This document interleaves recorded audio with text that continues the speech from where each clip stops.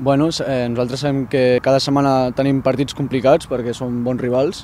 però de moment l'equip està responent molt bé i de 8 partits 7 victòries i un empat i la dinàmica és molt bona. Clar, per exemple, aquest cap de setmana vam guanyar 4-0, però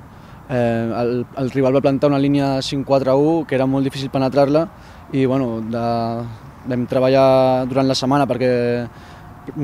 suposaven que farien alguna cosa semblant i l'equip ho va fer bé, va posar l'equip a la seva àrea i no va sortir d'allà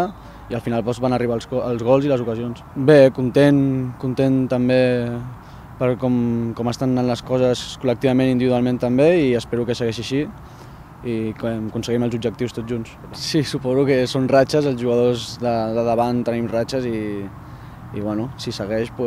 ojalà que segueixi així la ratxa golejadora. És un camp molt complicat per les dimensions, nosaltres haurem d'anar a jugar el nostre partit, intentar, encara que sigui un camp petit, circular ràpid, moure el rival i tenir ocasions i sobretot materialitzar-les perquè no en tindrem tantes com per exemple